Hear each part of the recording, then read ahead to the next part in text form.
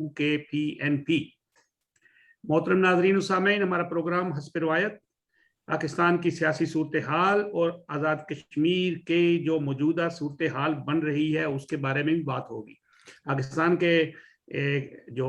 पड़ोसी अफगानिस्तान में जो मामला चल रहे हैं उन पर भी बात होगी। उसके बाद एक ख़ास बात जो मैं करने लगा हूँ कि कश्मीर की जो प्रॉपर्टीज़ हैं जो हुकूमत पंजाब और फेडरल गवर्नमेंट और KPK के ज़ेर इंतज़ाम हैं या उनके पास हैं या उस इलाके में हैं, उनको अब हथियाने की आखिरी जो रह गई है ना 4-5 हज़ार कनाल, उस पर भी काम हो चुका है या वो काबीना ने उसकी मंजूरी वगैरह दे दी है। अब वो इस्तेमाब वज़ीर आज़म ममलकत इत्तेहाद पाकिस्तान जनाब इमरान खान की अपनी स्वाबदीदें होंगी, किसको क्या देना है क्या करना है। वो पूंछ हाउस चला गया, कश्मीर हाउस वो गया, अब वो जो बाकी चंबा हाउस और दूसरी जो कुछ रह गई है वो लंडा बाजार और वो जो मस्जिद वजीर अली के साथ का इलाका और जो वो शाही किले के पास जो जाकर इलाका है वो सारा अब बेचने की तैयारियां मुकम्मल हो चुकी हैं। यानी मंगला डैम, हाइडल डैम, दूसरा डैम, तीसरा डैम, जितने भी बने, जो भी टनल बने, प्रोजेक्ट बने, उनसे शायद पैसे अभी नहीं कम पे मिल रहे थे, तो अब ये भी ले लो कि चलो नाम ना नाम रहे ना निशान। उसका बाग में कत्ल हुआ था 3-4 दिन पहले, एक लड़का 8-9 साल का, उसका भी कातिल नहीं पकड़े गए। आज एक बाग में सॉरी रावलाकोट में एक धमाका हो गया, अब पता नहीं उसमें कोई जाती चपकलश है क्या है तो वो एक दूसरे लफ्जों में दहशतगर्दी है कि एक शरीफ बंदे के घर में आपने धमाका हो गया है। इंतजामी अदारे कहाँ पे, पुलिस कहाँ पे, उनको तो वक्त नहीं मिलता। कल वो शौकत साहब ने बात की थी कि वो जो मुजफ्फराबाद में जगहों पे कब्जा हो रहा है, और आज ये जो खबर मैं आपको दे रहा हूँ ये बड़ी पुरानी खबर हो चुकी है कि वो जो प्रॉपर्टीज भी बांट रहे हैं, बांट के मिलके खाने पे तैयार हैं। आज़ाद कश्मीर की काबीना में भी अखाड़ बछाड़ हो गई है। आज जो वजीरों के नाम आए हैं उसमें सीनियर वजीर कोई नहीं, मेरा है वो डिप्टी प्राइम मिनिस्टर बन गए। अच्छा जी, अस्सलाम वालेकुम शौकत साहब। जी वालेकुम सलाम। सर मैंने आपको बात बताई, तो बात ये है कि आज ये जो प्रॉपर्टीज वाली बात मैंने आपसे बात की है, ये भी बहुत बड़ी मजम्मत है हम करते हैं कि ये कोई खुदा खौफी करो यार, कुछ भी ना। अभी उनको बेचने की वो डायरेक्ट काबीना को मंजूरी मिल गई है, और उसके बाद हमने कल भी बात की थी वो जमीनों में कब्जे वाली, वो भी। और उसके बाद अफगानिस्तान में अब अमरीकी चले गए। आज वो उनका एक रिपब्लिकन के एक सेनेटर ने कहा है कि 80 अरब डॉलर का कोई सामान जो है वो वहां पे तालिबान को मिल गया। 600-700 तो गाड़ियां हैं, जहाज हैं, हेलीकॉप्टर हैं। तो अब उनको मेरा ख्याल बंदे भर्ती करने हैं, सिर्फ पायलट और ऐसे वैसे। तो पंजशेर में भी आज कोई जंग वगैरह हुई है। देखिए, जो आपने कश्मीर प्रॉपर्टी का जिक्र किया है, जाहिर है कि पाकिस्तान की हुकूमत ये पापड़ क्यों बेलती है आज़ाद कश्मीर में अपनी कठपुतलियाँ बिठाने की। वो इसीलिए होती हैं कि वो अपने कौमी मफादात का तहफ़्फ़ुज़ करने के बजाय इनके मफाद के लिए हमेशा सरनगू रहें। अब तो आप कह सकते हैं ना, कैतुर्रजाली है, क़यादत की कैतुर्रजाली। पहले फिर भी 3-4-5 लीडर्स थे जो 47 से पहले के थे, और ज़ाहिर है कि उनका इतना एक असर सलूक मौजूद था कि इस तरह के काम नहीं हो सकते थे। लेकिन अब जो लोग अपने आप को क़यादत के दावेदार हैं, आप ये देखिए कि राजा फारूक हैदर की मौजूदगी में दरियाओं का रुख मोड़ दिया गया। फिर जो मुजफ्फराबाद यानी नीलम और झेलम पे हाइड्रो इलेक्ट्रिक प्रोजेक्ट बनाए गए, और आज़ाद कश्मीर की गवर्नमेंट से किसी ने झूठे मुंह भी बात नहीं की, जिसको कहते हैं धौंस, धांधली और ज़बरदस्ती कब्ज़ागिरी। और ये आज़ाद कश्मीर की जो नमाशी हुकूमत है और इसके नमाशी वज़ीर आज़म और सदर हैं, इन्होंने एहतजाज भी नहीं किया। अपनी मलकियत को, जो आबा अजदाद की मलकियत थी, जो रियासत की मलकियत थी, उसके बारे में एक लफ्ज़ भी नहीं कहा। ایک دو دفعہ ہم نے پروگراموں میں 2 سابق نام نہاد وزرائے اعظموں کو روتے ہوئے دیکھا، لیکن جو اس میں کوئی انہوں نے اپنے حقوق کے تحفظ کے لیے ذرا بھی کوئی ایسی بات نہیں کی. ہاں، اپنی اولادوں کی اور اپنے آئندہ نسلوں کی جو ہے نا وہ دھمکی ضرور لگائی، اور شاید وہ دھمکی بھی بالادست طبقوں کو جو ہے وہ ناگوار گزری، اور اس دفعہ کہتے ہیں کہ وہ اپنی ذاتی جو آبائی سیٹ ہے وہ بھی ہارتے ہارتے بچے، بلکہ جو 700 ووٹ سے جیتے وہاں سے. اور جو آدمی 5 سال تک پرائم منسٹر رہے اور وہ اپنے حلقہ انتخاب کو اس کو جیتنے کے لیے اتنے بڑے جتن اور اتنا سب کچھ کرنا پڑے، اور پھر بھی 400-500 کی لیڈ ہو، اور اس لیڈ کے بارے میں بھی لوگ مشکوک ہیں. اور مسلم لیگ نون نے فیصلہ کیا ہے کہ ان کو صدارت سے ہٹا دیا جائے، چونکہ ان کے خلاف جو دیگر ممبران ہیں اور پی ایم ایل این کے جو مقامی کارکنان ہیں ان کے بڑے لمبے طویل ایک چارج شیٹ ہے جس پہ یہی فیصلہ کر رہے ہوئے کہ ان کو صدارت سے الگ کر دیا جائے اور کسی اور کو صدر بنایا جائے. کشمیر پراپرٹی کا جو قضیہ ہے یہ تو ملکیت تھی جو ہے وہ آزاد کشمیر حکومت کی، کیونکہ یہ مہاراجا کی بیسیکلی یہ پراپرٹی مہاراجا کی ملکیت ہے، یہ انہوں نے خریدی ہوئی ہے، اس پہ کوئی قبضہ گیری نہیں کی ہے. اور یقیناً جو وقت اور یہ جو لوگ اب موجود نہیں ہیں آزاد کشمیر یا گلگت بلتستان میں، لیکن ان کی پراپرٹیز موجود ہیں، اس کو ویکیو پراپرٹی کہتے ہیں. بیت المال جو بحق سرکار وہ استعمال میں لائی جا سکتی ہے، لیکن وہ نہ تو کسی کو منتقل کی جا سکتی ہے نہ الاٹ کی جا سکتی ہے. یہ حیات خان صاحب کو جس وقت بٹھایا گیا تو انہوں نے ایک آرڈیننس جاری کیا کہ جو لوگ کمی اسکیل میں آتے ہیں تو ان لوگوں کو اب ویکیو پراپرٹی سے کچھ ایسے الاٹ کیے جائیں اور وہ ان کو ملکیتی حقوق دیے جائیں. تو بہرحال یہ ایک لمبی فہرست ہے ہمارے جو جس کو کہتے ہیں نا کہ پلنڈرنگ آف نیچرل ریسورسز اور ملکیتی زمینوں پہ قبضہ گیری کی جو ہے یہ کوئی پہلا واقعہ نہیں ہے. اور ہم جیسے لوگ اس کی مذمت کر سکتے ہیں، آواز اٹھا سکتے ہیں، لیکن ہماری آوازیں جو ہے وہ پاکستان کے اندھے اور بہرے حکمرانوں کو سنائی تو نہیں دیتی. کیونکہ یہ جو زبان سمیٹے ہیں وہ جس کو کہتے ہیں نا کہ لاتوں کے بوت باتوں سے نہیں سمیٹے. اور بدقسمتی یہ ہے کہ کہتے ہیں کہ سب سے آسان کام جو ہے وہ گفتگو کرنا ہے اور اپنے حقوق کو کلیم کرنا ہے، لیکن انفارچونیٹلی ہمارے یہ نام نہاد جو لیڈرز ہیں، جو وزراء ہیں، جو جن کو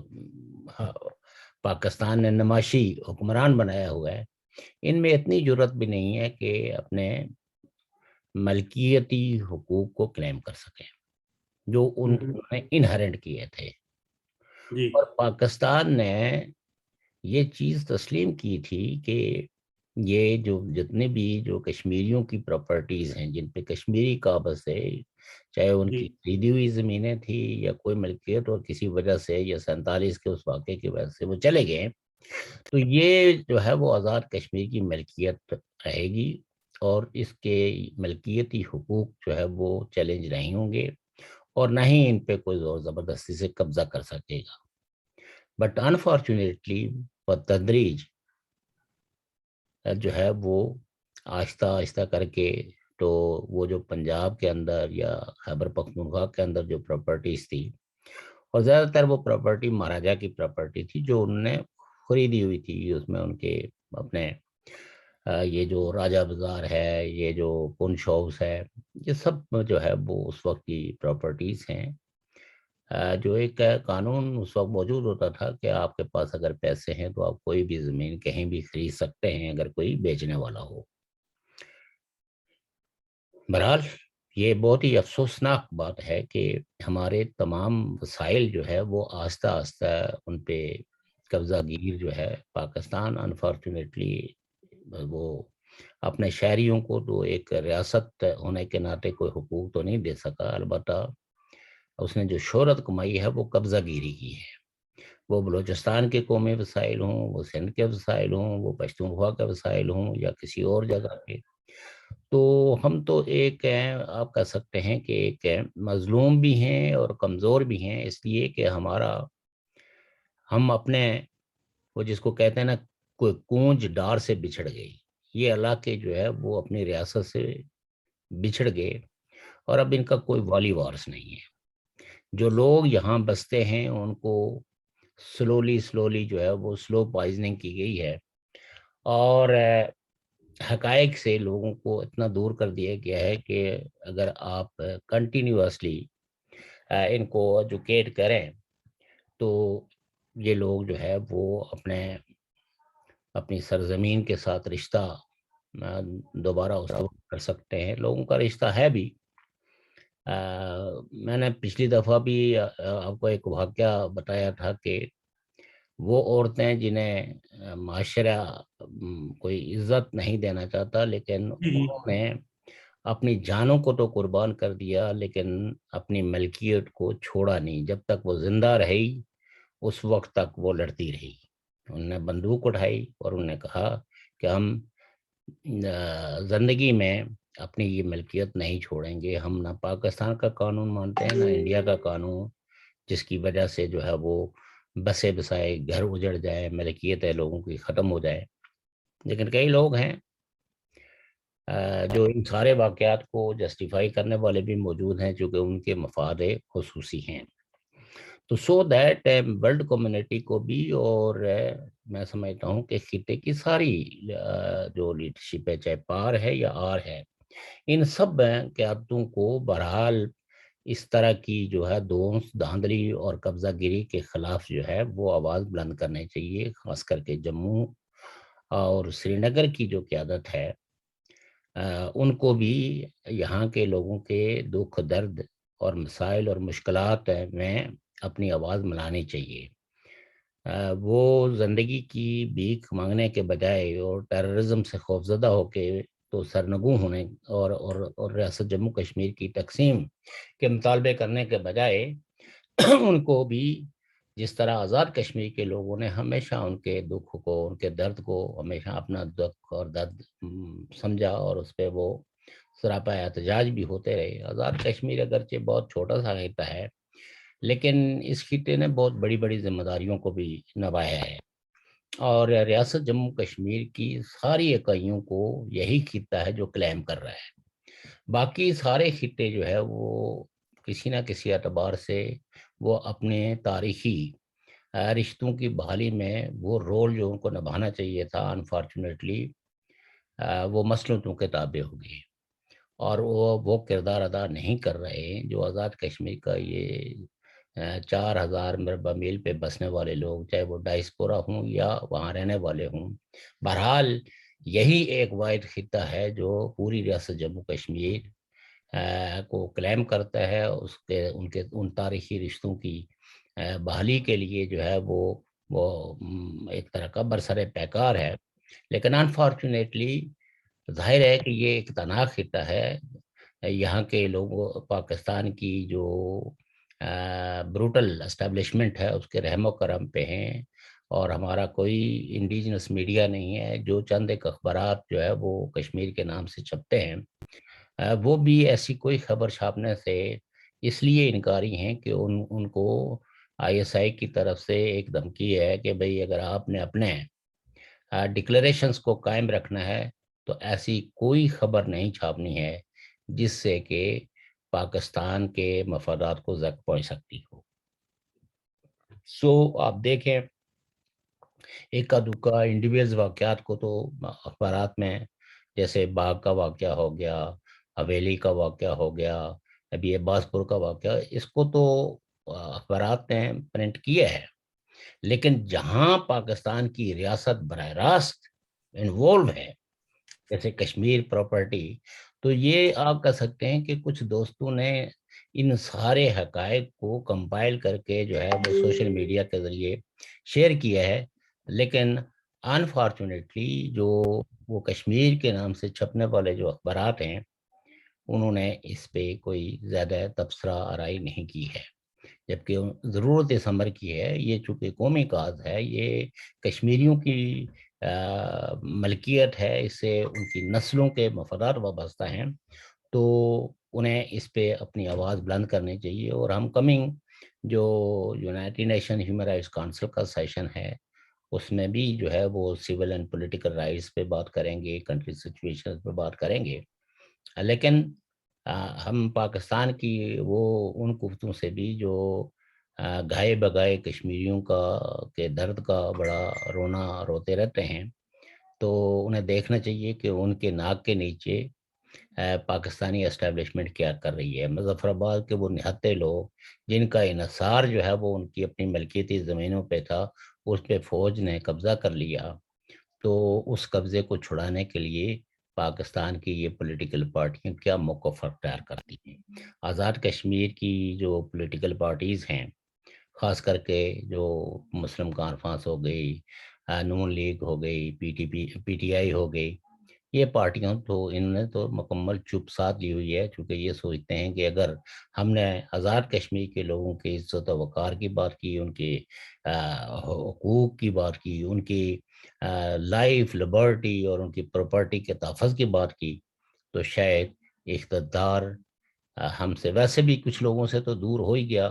وہ اسی آس میں رہے اور انہوں نے کئی ایک نعرے گھڑے، ملٹری ڈیموکریسی کہہ کے ملٹری اسٹیبلشمنٹ کو اپیز بھی کرنے کی کوشش کی گئی، لیکن جو نظر کرم ہے وہ ان پہ نہیں پڑی۔ اور ایک وقت میں جو دعوے دار تھے کہ ہم سواد اعظم ہیں، سواد اعظم کا مطلب یہ ہوتا ہے کہ ہم ریاست جموں کشمیر میں سب سے بڑے ہیں، آج ہیں وہ ایک سیٹ پہ بھی جو ہے وہ اتراتے اور کتراتے پھرتے ہیں۔ تو بہرحال یہ بہت ہی میں سمجھتا ہوں کہ ایک المناک صورتحال ہے، اس پہ ڈائسپورا کشمیریوں کو بھی اس پہ خصوصی طور پر توجہ دینی چاہیے، اور پاکستان کے اداروں کو باخبر کرنے کے لیے کہ ہم خاموش نہیں رہیں گے اگر اس طرح کی جو ہے نا زور زبردستی ہمارے وسائل کے ساتھ کی۔ پہلے ہی آپ کو پتہ ہے کہ ایک دور تھا جب ریاست جموں کشمیر کے جنگلات کا جو ریشو تھا وہ 70% ہمارے جنگلات تھے، آج ہیں وہ گھٹ کے تو 12-13% پہ آگے ہیں۔ یہ سارے جنگل کس نے کاٹے ہیں آج تک ہیں؟ جنگل سمگل کرنے والوں کو، ٹمبر مافیا کو عزت اور وقار تو دیا گیا، لیکن کسی ٹمبر مافیا کو سزا نہیں دی گئی۔ آپ کو پتہ ہی ہے کہ یہ جو ہمارے ایک ایم ایل اے ہیں جو مسلم لیگ نون سے، انہوں نے وہ وزیر بھی تھے، ٹریول کر کے تو پی ٹی آئی میں شامل ہوئے، ان پہ سب سے بڑا الزام یہی تھا کہ جنگل کی سمگلنگ میں، اس کے کٹاؤ میں ان کا بڑا ہاتھ ہے، اور اس پہ انہوں نے کروڑوں روپے کمائے ہیں۔ تو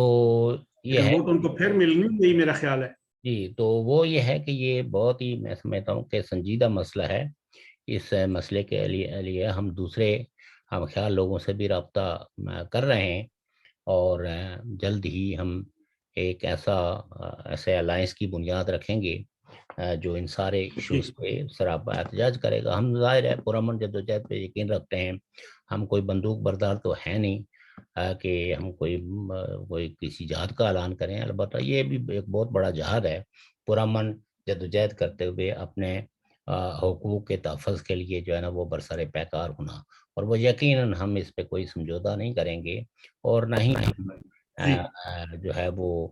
چپ رہیں گے، بلکہ اس پہ بھرپور احتجاج ہوگا، اور اس کی ابتدا ہم جنیوا سے اس کا آغاز کریں گے۔ دوسری بات جو افغانستان کے حوالے سے ہے، دیکھیے افغانستان میں تو ابھی تک جو سچویشن ہے وہ گو کی ہے جی، اگرچہ طالبان نے پورے افغانستان کو فتح کر لیا اور کابل اب ان کے قبضہ قدرت میں ہے، اور شاید ہے کوئی یہ بھی غور ہو رہا ہے کہ کوئی ایرانی ماڈل حکومت کی تشکیل میں اس کو اپنایا جائے، کہ اور بلکہ یعنی جس طرح ایران کے اندر جو ہے وہ ایک رہبر ہوتا ہے اور رہبر کی اجازت کے بغیر کوئی الیکشن میں حصہ نہیں لے سکتا، تو شاید اسی طرح کی کوئی گفتگو شنید ہو رہی ہے۔ امریکنز تو واپس 3 دن کا انہوں نے کہا کہ 3 دن میں ہم ہو جائے گا، ہو گیا بس۔ تو امریکنز تو چلے گئے واپس ہیں، لیکن ظاہر ہے کہ امریکہ ایک سپر پاور ہے، اس کے جانے یا نہ جانے سے حالات پہ کوئی فرق نہیں پڑتا۔ ہاں، فرق اس وقت پڑتا ہے کہ جس وقت ہیں ان کی اپنی مرضی اور منشا جو ہے وہ ہو کہ کون آگے بڑھے۔ یہ تو آپ کو پتہ ہے کہ گزشتہ اگر 30 سے 40 سال کا اس پورے کھیل میں دیکھیں تو افغانستان پہ حکمران جو ہے وہ ان لوگوں کی مرضی اور منشا کے مطابق ہی مسلط ہوتے رہے ہیں۔ البتہ مزاحمت کاروں نے حالات کو بدلنے کی کوشش کی ہے۔ اب یہ ایک نیا ٹرانزیشنل فیز ہے، میں اس کو ایک عبوری دور کہتا ہوں۔ اس عبوری دور کو طوالت تبھی ملے گی کہ جب طالبان جو ہے وہ آج عصر حاضرہ کے تقاضوں سے ہمانگ پالیسیوں کو ترتیب دیں گے، اور جو حکومت تشکیل دیں گے وہ اس میں سارے لوگوں کو نمائندگی ہو جو مل جل کر افغانستان کی تعمیر کر سکیں۔ آج امریکن کا ایک بیان ہے کہ مستقبل میں امریکہ اور طالبان کا جو مقصد ہے، جو لڑائی ہے، وہ داعش اور ایک وہ کیا نام ہے ان کا، الشہابہ، شہابہ ان کے ساتھ ہے، اور وہ ہمارا مقصد ایک ہے، ہماری اب طالبان کے ساتھ لڑائی نہیں ہے۔ دیکھیے، اگر آپ تھوڑا سا تاریخ کو دیکھیں تو اس وقت بھی جب امریکہ افغانستان میں گیا تھا تو وہ القاعدہ کے خلاف گیا تھا، جو جس کی قیادت جو ہے وہ اپنے اسامہ بن لادن کے پاس تھی، اور اس میں تقریباً میجورٹی جو ہے وہ عرب مجاہد تھے۔ اور ٹن ٹاور کا جو واقعہ ہے وہ بھی القاعدہ کے لوگوں کی اور کے ذمہ ہے۔ پھر آپ اگر یہ دیکھیں کہ امریکہ نے افغانستان پہ حملے سے پہلے افغانستان کی اس وقت طالبان کی حکومت سے مطالبہ کیا تھا کہ ملا عمر کو ہمارے حوالے کریں۔ یہ کارروائی اس وقت اسامہ بن لادن کو، اسامہ بن لادن کو اسامہ بن لادن کو ہمارے حوالے کریں، لیکن طالبان نے یہ کہا کہ یہ تو ہمارے مہمان ہیں اور ہم مہمانوں کو ان کے دشمنوں کے حوالے نہیں کرتے، یہ ہماری پناہ میں ہیں اور ہم ان کی حفاظت کریں گے۔ بہرحال امریکہ نے تو اپنے وہ مقاصد ہیں جو اس کے حملے کے تھے، وہ اس نے لوگ مانے یا نہ مانے، یہ جو جشن بنا رہے ہیں ان کو اصل میں سمجھ کچھ نہیں ہے، اور امریکہ نے وہ مقاصد حاصل کر لیے ہیں۔ اس میں انہوں نے اسامہ بن لادن کو جو سزا دینی تھی وہ بھی آپ کے سامنے دی ہے، اور طالبان کو اس کے پناہ اور اس کے انکار کی جرم میں 20 سال جو ہے وہ آپ کہہ سکتے ہیں کہ ایک نارمل لائف سے وہ ایک اب نارمل لائف میں چلے گی۔ اب یہ ہے کہ اور پھر یہ ہے کہ طالبان کو یہ پیسج بھی امریکنز نے دیا ہے، یہ کوئی طالبان کی اپنی طاقت نہیں تھی۔ آپ یہ کہہ سکتے ہیں کہ 2010 سے مسلسل جو نیگوسیشنز اور مذاکرات اور مستقبل کی جو پالیسیوں، تو جب امریکہ کو یہ یقین ہو گیا کہ اس خطے کے اندر جو ان کے مفادات ہیں ان کی حفاظت ہوگی، تو مطلب یہ تو کوئی وہ لوگ نہیں ہیں جن کی کوئی کسی سے نظریاتی کوئی رشتہ داری کی بنیاد پہ کریں۔ یہ تو ایک اسٹیٹ ہے،